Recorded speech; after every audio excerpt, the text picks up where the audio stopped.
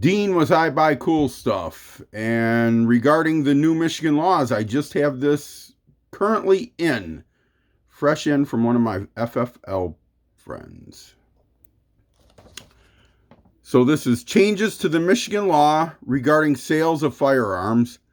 PA 19 of 2023 goes into effect March of 2024. Okay. So the first is pistols. Non-FFL seller to private buyer has a CPL. Only changes: the seller is responsible to submit the completed RI 060. Out-of-state carry permit exception still applies. So before, when you bought a handgun, you were responsible to turn that information in to your local department. Now they're making the seller responsible to turn that information into the local police department.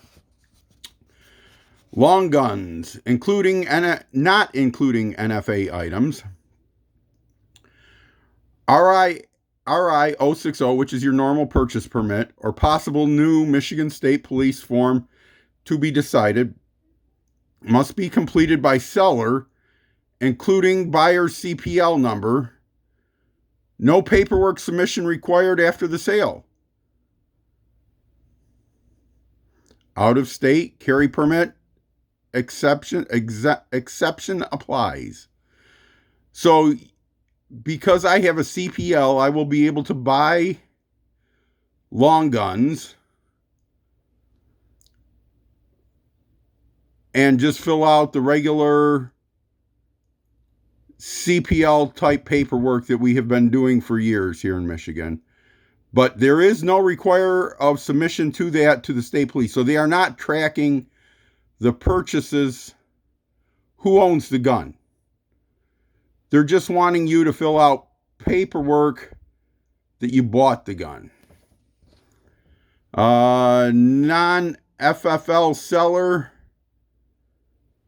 private buyer does not have a CPL. Only changes: the seller is responsible to submit the completed RI 010. So now, like I said, the seller is responsible for turning in the purchase paperwork, not the buyer. So they must have been having an issue with buyers not turning in their paperwork.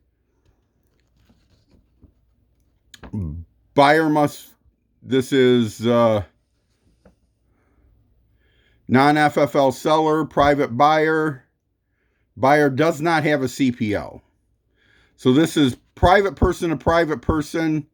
Purchaser does not have CPL. Buyer must first obtain a purchase permit. No paperwork submission required after the sale. Out-of-state carry permit exception applies. So they are wanting you to fill out paperwork but not turn it in. So this is the same paperwork you have to fill out for so you would have to go to your local police department and get a purchase permit, but nobody's turning in a copy of it to the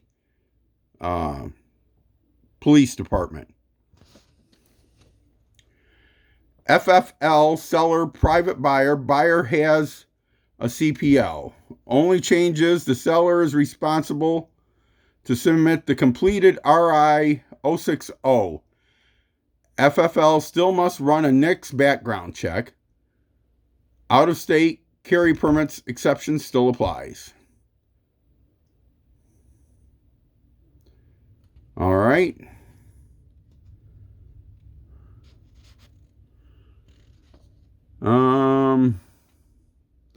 Long guns. FFL still must run a NICS background check unless buyer has first obtained an LTP, which is not required for long guns. RI 060 for possible new MSP to be decided must be completed by FFL, but is not required to be submitted after the sale. Out-of-state carry permit exception applies.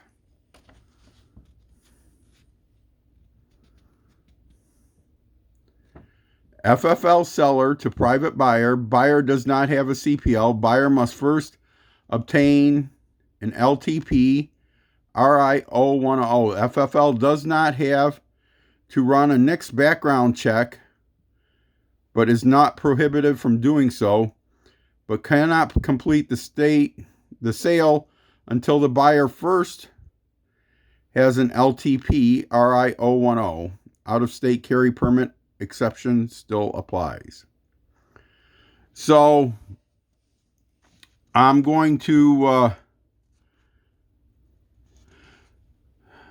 post a link. I will download a picture of this, a JPEG of this, and I will post you a link in the description, and you will have this information for yourself if you like. And not saying we like it, but this is what's going to take effect March of 2024. So get out there and vote. This was done because our Democrat House and Senate and governor all passed this. So if you're a 2A guy, a freedom-loving American 2A guy, and you live in Michigan, please try not to vote Democrat. I understand it. They've got their good points, but they don't care for guns. Not all of them, but if your elected official doesn't like guns and is passing more restrictions on you and you don't like it, please don't vote for him. So like I always say, God bless you. God bless America. Let's keep America great, man.